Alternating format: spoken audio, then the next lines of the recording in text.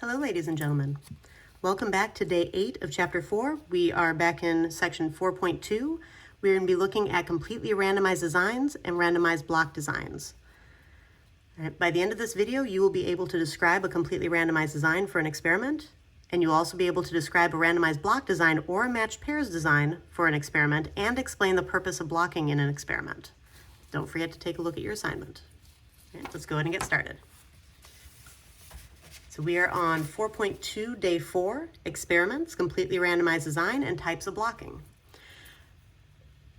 You can read this information on pages 283 to 289 in the Practice of Statistics, updated 6th edition. And let's start with what is a completely randomized design. Start with the definition. So in a completely randomized design, the experimental units are assigned to the treatments completely at random. All right, now something to keep track of. Although there are good statistical reasons for using treatment groups that are about equal in size, notice that the definition of a completely randomized design does not require that each treatment be assigned to the same number of experimental units. The main requirement is that the assignment of treatments must occur completely at random. All right, I'm going to highlight this. The main requirement of a completely randomized design. Now remember, this is a formal phrase. It's not just a description. Is that the main requirement is that the assignment of treatments must occur completely at random. Now, there is an AP tip that I do want you to take a look at. So if you're asked to describe a completely randomized design, stay away from flipping coins. Please, stay away from flipping coins. So suppose we ask each student in the caffeine experiment to toss a coin.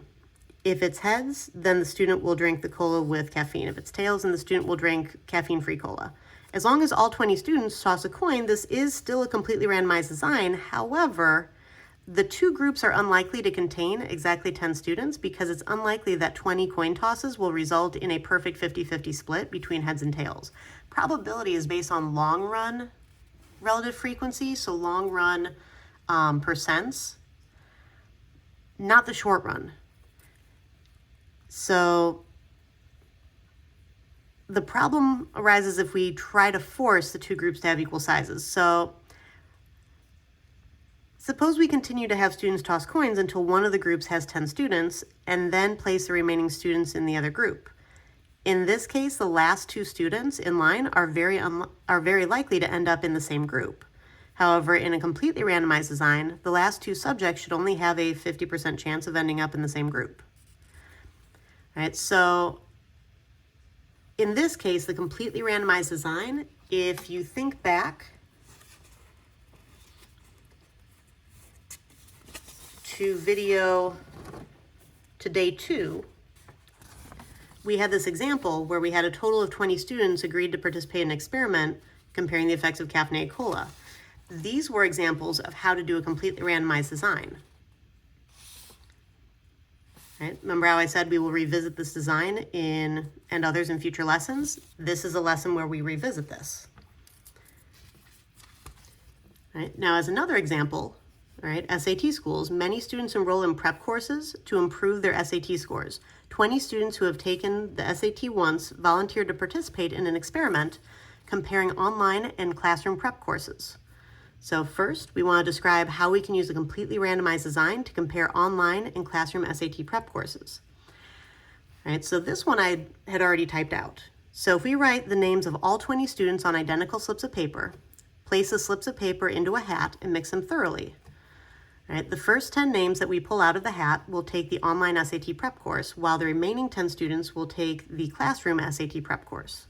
At the end of the study, measure and compare the improvement in SAT scores between the two treatment groups. All right, so I identified how I would label, I identified how I would randomize, and I identified how I would select, basically using a hat method.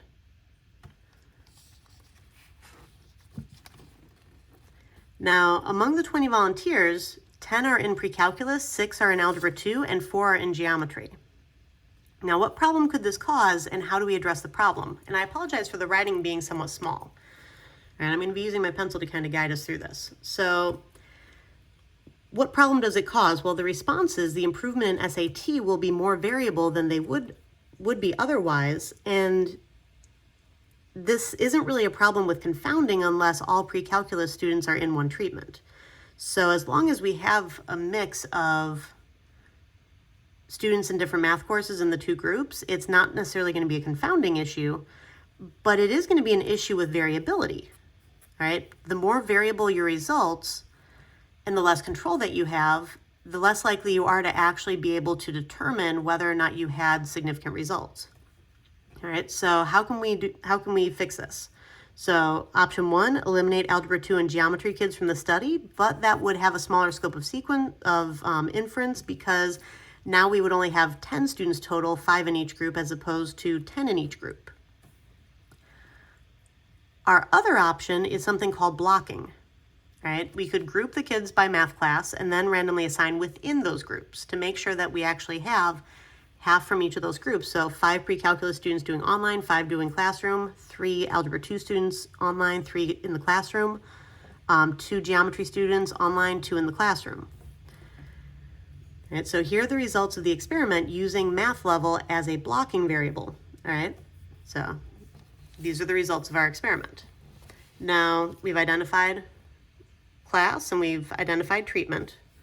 Now make dot plots to compare the improvements of the students in the online course and improvements of students in the classroom course. And based on the dot plots, does there appear to be convincing evidence that the online course is better? If we ignore what class they came from, do you see how much overlap we have here? These were all the students who were in the classroom and these were the students who were online. So does there appear to be convincing evidence that the online course is better? There's way too much overlap for there to be significant results here. However, this was ignoring the blocking. I'm going to change the page so we can take a look at the blocking. If you did not have a chance to get the full dot plot written down, use the one on this page to help you get it organized, or rewind a little bit and pause. Right, the dot plots in number 3 ignored the fact that we blocked by math level. So here's our dot plot again, but using different symbols for the students in each math level. So we have the squares for students who are in geometry, we have the circles for students who are in Algebra 2, and the triangles for students who are in pre-calculus. When you look at pre-calculus students who took the classroom course versus online, the students who took the online course all of them had better improvement than the ones in the classroom. All but one student in each group, the lowest from the online and the best from the classroom, all the others had different improvements between classroom versus online in the Algebra 2 group. And between the classroom versus online in geometry, the geometry group, online was a definite improvement. So within each math level, the online students clearly did better, and we couldn't see this difference when we ignored the blocks because of the variability created by math class. All right, so math class became a confounding variable until we found a way to deal with that by blocking. All right, now, there is another way to take a look at this. All right, the average improvement for students in pre-calculus was 86, the average improvement for students in Algebra 2 was 40, the average improvement for students in geometry was 20. So how can we use this information to account for the variability created by differences in class level? Well, if we calculate the improvement minus the average based on math class, this provides an adjusted improvement for comparison. So I took 100 minus 86 for this one to get 14, 100 minus 86 to get 14 here, 90 minus 86 gave me 4, 100 minus 86 gave me 14, 70 minus 86 gave me negative 16. So you can see if we use the average as kind of like our baseline of 0, the positive and negative numbers splitting on either side, showing the difference in achievement that was shown up here. All right, so there are a couple of different ways we can do this. If you need to get all of these numbers down, go ahead and pause. And I'm going to change the page. All right, so let's take a look at block again. That was a little bit of a preview of blocking, but what is a block and what is a randomized block design? So a block is a group of experimental units that are known before the experiment to be similar in some way that's expected to affect the response to treatments.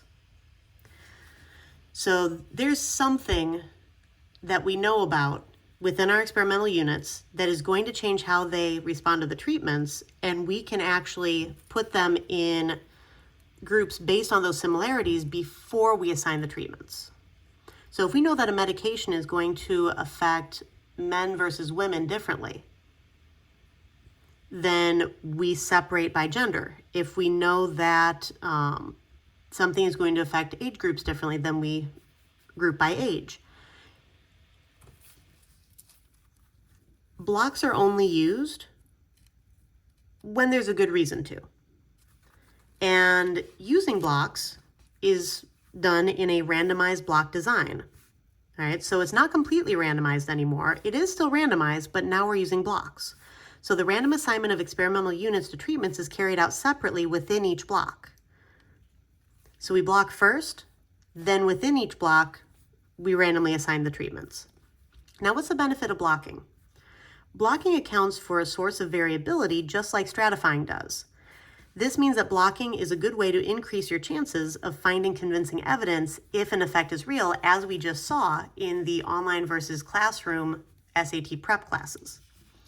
All right, so in general, how can we determine which variables might be best for blocking? Well, use the variables that are the most strongly associated with, or in other words, best predict the response variable.